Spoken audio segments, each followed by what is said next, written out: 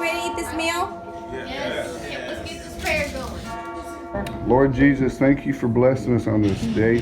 That's what I'm talking about. What's your death row meal? What are you cooking, baby? Whatever you want to eat. Last time I know it's good, it's quiet. Eating John's food is like having a party in your mouth and everybody's coming. There's a lot of love that goes into Dad's cooking. I live through cooking. You'll love it. Please continue to bless us, keep us healthy and safe. In Jesus' name we pray, amen. Hey folks, welcome back to another episode of Cooking with John. This evening I'm gonna make bacon wrapped shrimp with fettuccine Alfredo, salad and some garlic bread. But for now, I'm just gonna do a little prep work. I got 3 pounds of shrimp right here. We're gonna peel them. I have 2 large heads of garlic I'm soaking in water so I can peel them easy. And I got probably about 15 skewers here that I'm soaking in water ahead of time because you don't want this to burn when you put it on the grill. So for now, we're gonna go ahead and get this prep work done. And who's supposed to be the one better than the other? Just because I'm never gonna be like you doesn't make a reason just to be cruel. I'm getting tired of the ignorant things you say. Keep up with that and we're gonna dance way. Rock Americano, arriba con sus manos. Rock Americano, so proud to be half American, half Chicano. Rock Americano, arriba con sus manos. Rock Americano, so proud to be half American, half Chicano.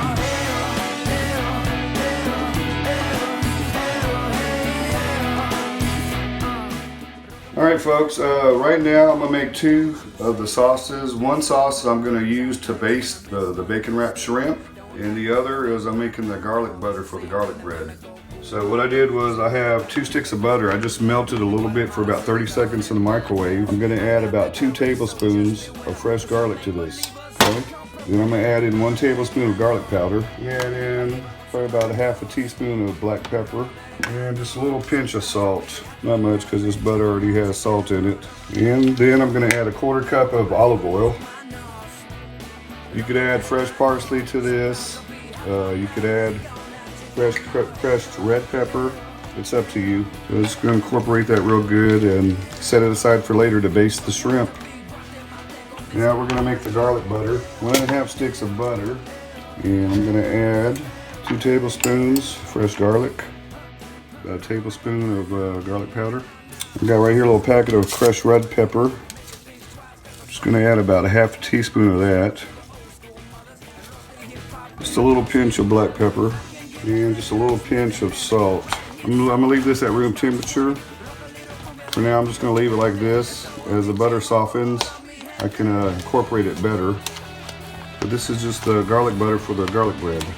Okay, what we're gonna do now is wrap the shrimp.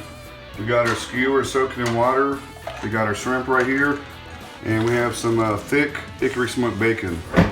I usually just use half a piece. It's easier to work with this bacon if it's cold. If you let it get kind of warm and it gets harder to deal with. So we've got our assembly line. I'm just gonna get a piece of bacon, wrap it around the shrimp at the top, and just go over it like this. Just overlap it until it's mostly covered. And then you're gonna stick your skewer through it. Just like that.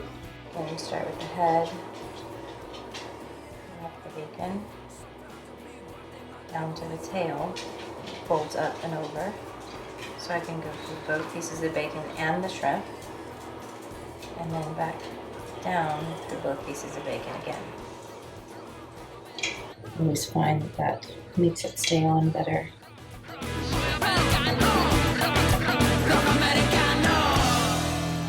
You let me do all the hard work, huh, baby? Yeah. Got cheap labor. Don't I give don't me. mind cooking. I don't mind doing all that. I don't mind doing it as long as I can get a kiss. It's actually a little easier to wrap when it's not super, super thick.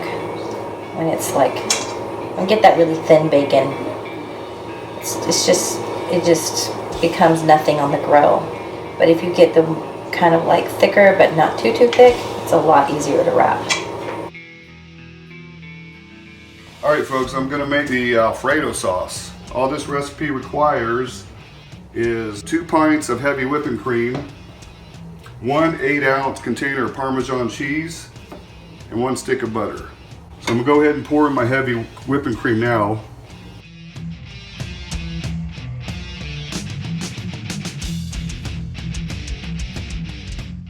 At this point, go ahead and put in your butter. When I worked in an Italian restaurant, we used to make 5-gallon batches of this, and they used the powdered Parmesan cheese. And this was a very expensive restaurant. They never knew the difference. It used to be called Zia's. It was a family-owned mom and pop restaurant in Sugar Land, Texas. And all the recipes was mama's and grandma's. So it was a lot better than Carrabba's, Olive Garden, all those big chain Italian restaurants.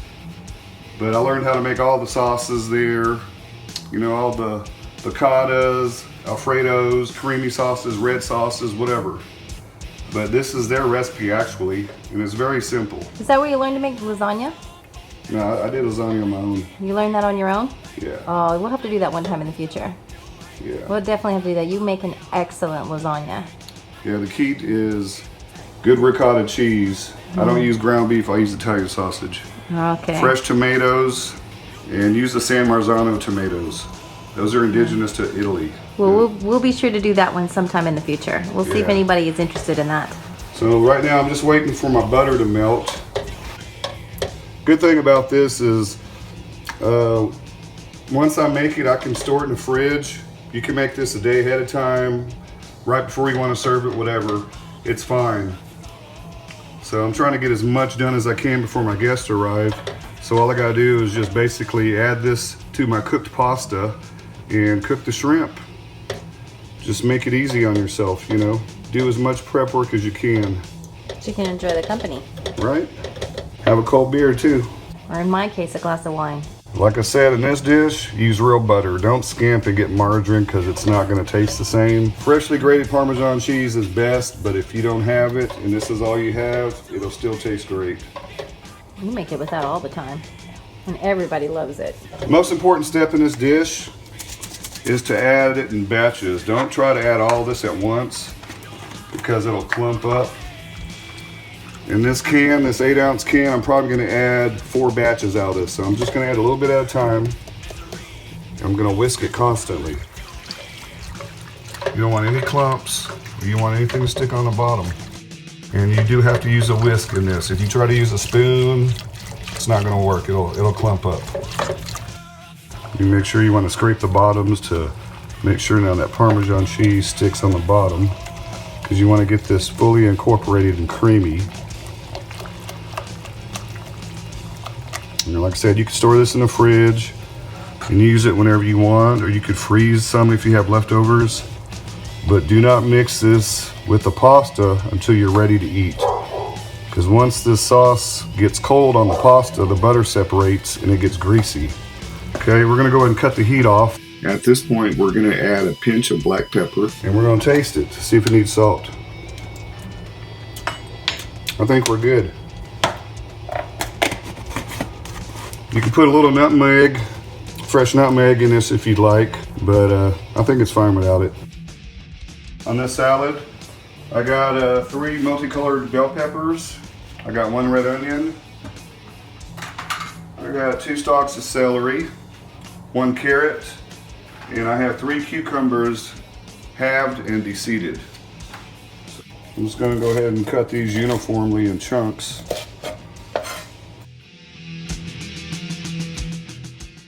This is my favorite. When John making the leafless salad like this, he makes me a Cabo dressing. We call it the Cabo dressing because I ate it in Cabo, and then I took him to Cabo to taste it, and he was like, really? This is just olive oil and lime, salt, pepper, and garlic. He dissected it. He's like, it was just nothing, big deal, some lime zest, you know? So he makes it for me now, and that's what we call it. I like to make this and just put my Cabo dressing all over it. Lime, citrus, vinaigrette. It's nice and refreshing. It'll cleanse your palate.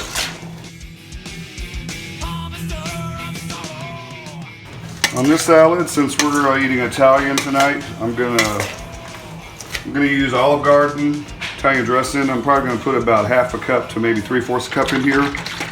You could use any kind of vinaigrettes, any kind of dressing you like. As this sits, it's gonna get more flavorful. What's up, brother? The big man's in the house. Freddie P! Yeah. I'm tired. Poor McClowney though. I wish we still kept it. I missed the hug. Damn it. You know we gotta play tomorrow. Y'all, this is my bestest friend, Steve. You know Freddie P, of course. Combined years, probably about 70 years between those two guys. We ain't 70. Yeah, we ain't And this is his wife, Kat, birthday girl. Happy birthday. Young man Kenneth over here. All right. Texans. He's wearing the right team. That's what matters, right? Hey folks, got my fire ready. I can hold my hand above it for about 8 seconds. I'm gonna go ahead and put on these shrimp. Like I said, you want a low heat when you're cooking this because we're cooking with bacon and it will burn. So if you see my coals, they're pretty low right here. I'm gonna flip these in about 5 minutes. It's one of the most cheesy. All right guys, we've been cooking these for a little bit.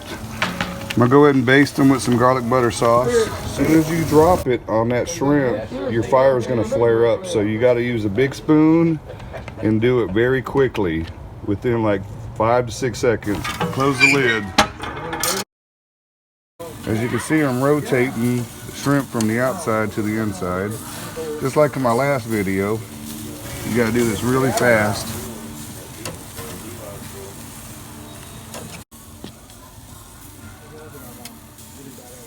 Cut off the oxygen supply because otherwise it'll keep flaming up. Close the lid.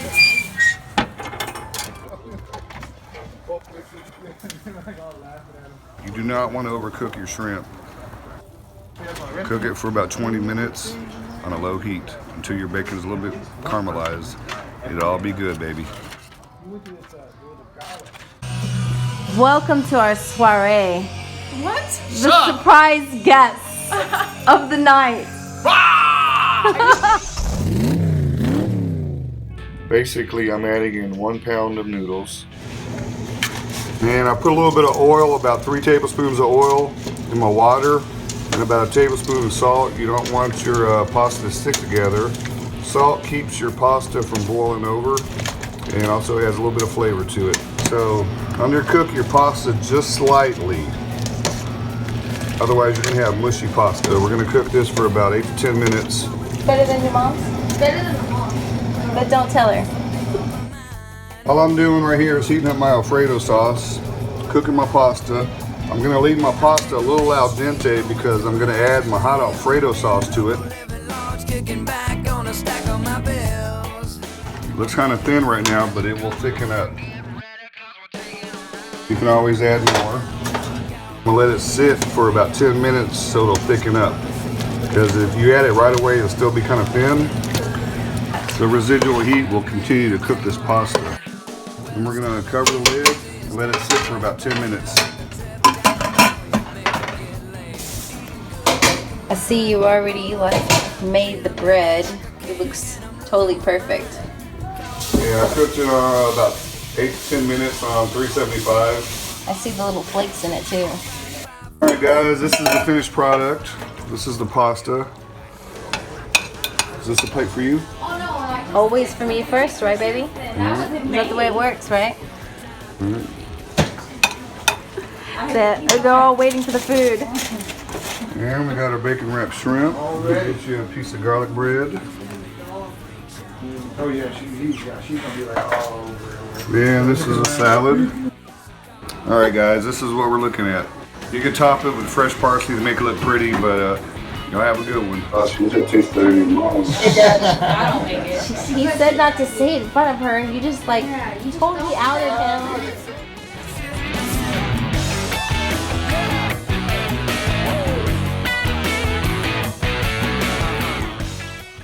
It's all about his vegetables. What's in here? Cucumber, bell peppers, red onion, a little bit of carrot, and a little bit of celery. Sounds good. Yes, you know how that goes. You need to make this. That's good stuff. It's really good. What do you think, Chrissy? Great. I know you like Alfredo. Tastes, I remember you tried it first time and said, oh, it tastes just like Olive Garden. I was like, what? That's an insult. That's my favorite though. But to her, that was a compliment. Yeah. Because anywhere else I go, at restaurants, Right. it You don't never like it? tastes, Nope. It never tastes as Y'all are. good. That's good Alfredo. Very good. You can look on Delicious. It's wonderful. And you put a lot of garlic, which I like too. that was Ain't Zita's gonna kiss recipe. nobody after this, but Don't worry about no vampires. yeah, you gotta worry about no vampires. You gotta worry about kissing somebody. That was really good. It was really good. Hell yeah. But you didn't like it at all.